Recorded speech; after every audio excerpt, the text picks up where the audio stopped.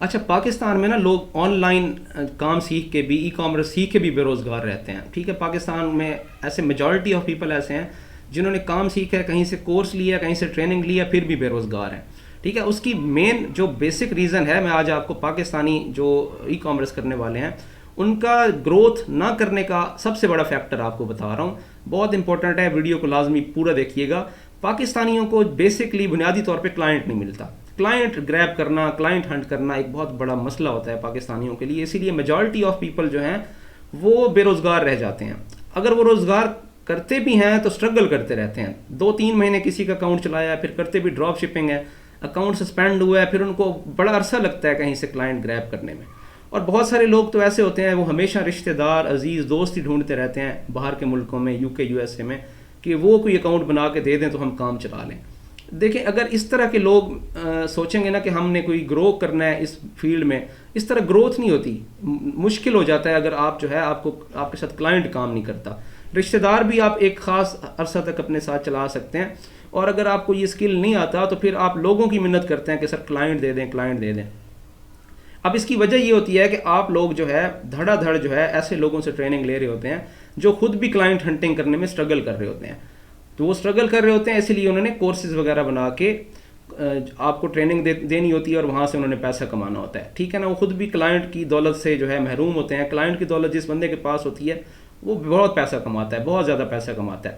تو یہ سب سے بڑی وجہ یہی ہے کہ آپ جو ہے کلائنٹ جو ہے گریب نہیں کر پاتے، کلائنٹ کو ہنٹ نہیں کر پاتے. اب کلائنٹ کو ہنٹ آپ کیوں نہیں کر پاتے، اس کی میں نے آپ کو وجہ بتا دی ہے کہ آپ کے پاس وہ اسکل ہی آپ کو نہیں بتایا گیا کہ کلائنٹ کو کیسے پکڑا جاتا ہے.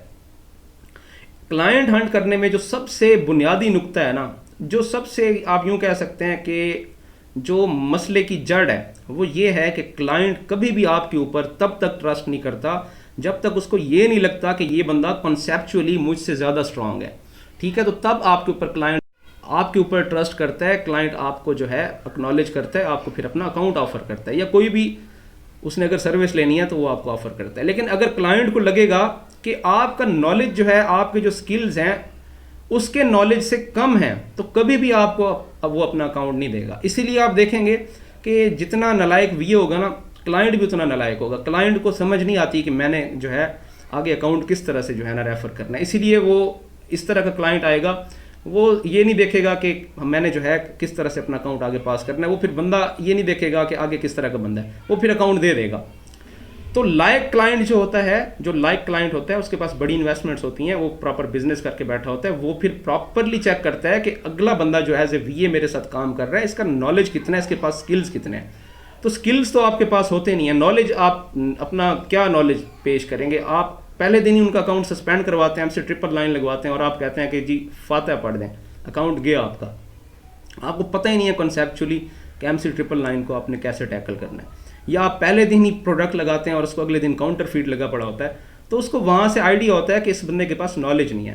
اور جب کلائنٹ اور وی اے کی پہلی کنورسیشن ہوتی ہے تو اس میں سب سے بڑا جو مسئلہ آتا ہے، پہلی کنورسیشن کے اندر ہی کلائنٹ کو پتہ چل جاتا ہے کہ وی اے میں وہ دم خم نہیں ہے، وہ جو نالج ہونا چاہیے وہ اس شخص کے پاس نہیں ہے.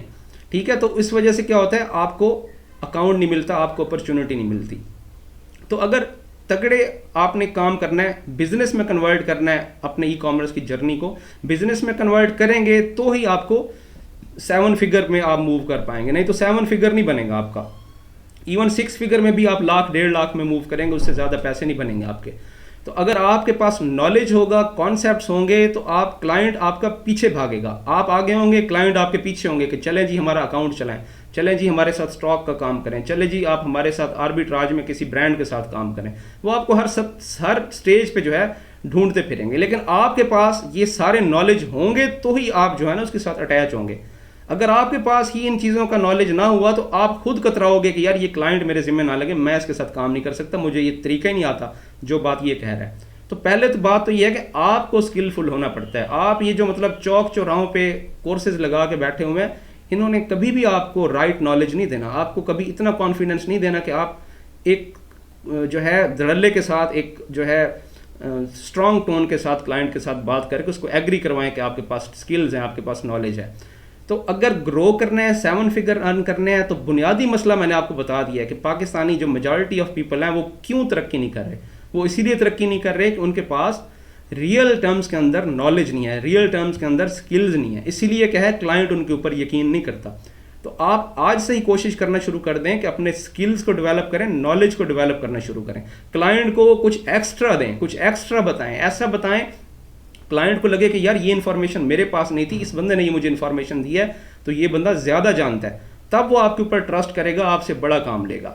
ٹھیک ہے، تو اگر اس پیٹرن پہ آپ چلتے ہیں، اگر کنسیپچولی کلائنٹ کے ساتھ چلتے ہیں تو پھر بھائی نمبر آف کلائنٹس بڑھیں گے، پھر آپ ٹیم بنائیں گے، نمبرز میں کھیلیں گے آپ، ٹیم آپ کے لیے کام کرے گی، آپ پھر کوئی بزنس بھی کر سکتے ہیں، آپ سروسز بھی پرووائڈ کر سکتے ہیں، آپ کلائنٹ کے ساتھ اسٹاک ماڈل پہ کام کر سکتے ہیں، آپ آربیٹراج کے اندر برانڈز کے ساتھ کام کر سکتے ہیں.